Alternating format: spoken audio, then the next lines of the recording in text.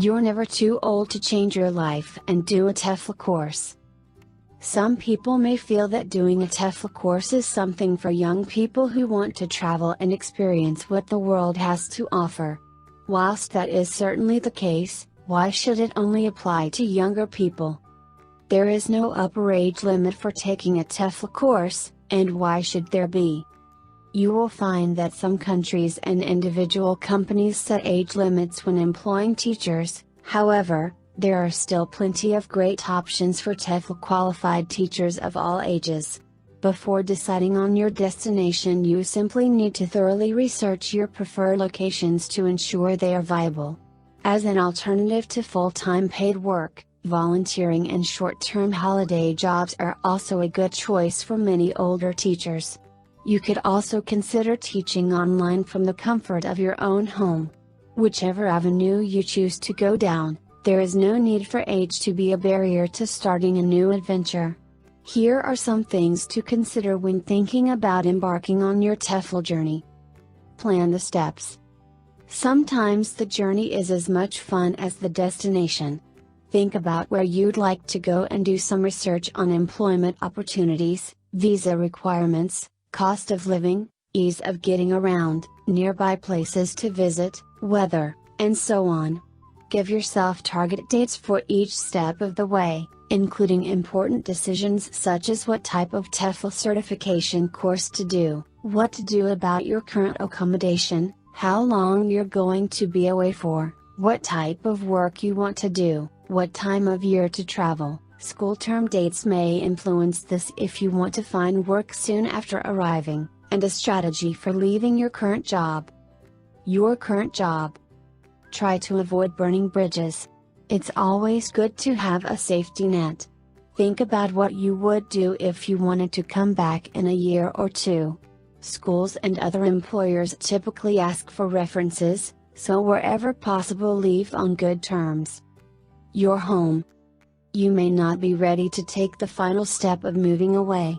If you're in rented accommodation, consider having a good old purge. It's very therapeutic giving things away, selling bits and bobs, or taking them to a charity shop.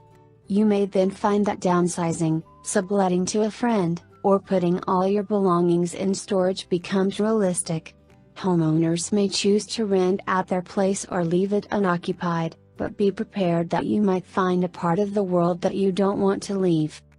Your family and friends. Seasoned travelers will know that keeping in contact with those we love is paramount.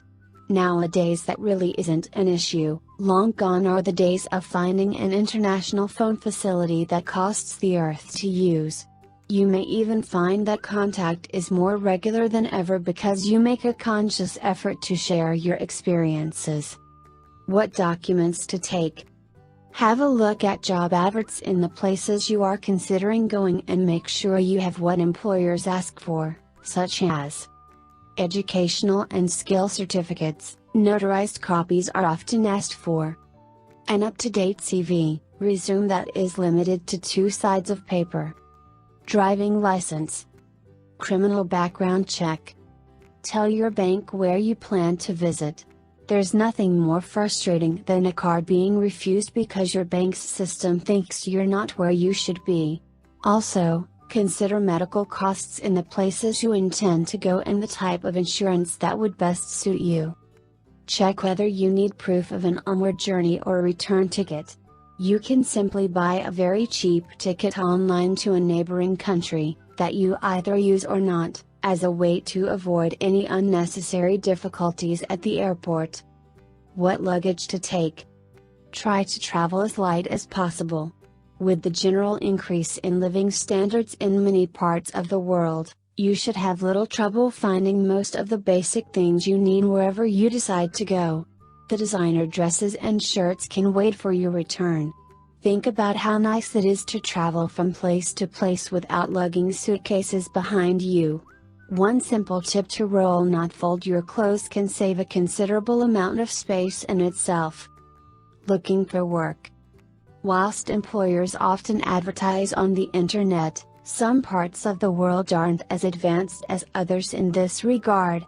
Bear in mind that being in the country where you want to work when you are looking for a job will give you a great advantage. With that in mind, be prepared to do some legwork to get the position you want. Dress the part and visit schools, hotels, hospitals, and any businesses which might be interested in your skills outside of teaching EFL as an additional reason to employ you. Some countries are stricter than others about work permit requirements, and this needs to be researched before you go. Are you ready for your adventure abroad?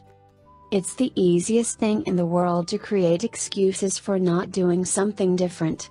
We can feel content with what we do, but there is often that little niggle in our mind that we want to experience more.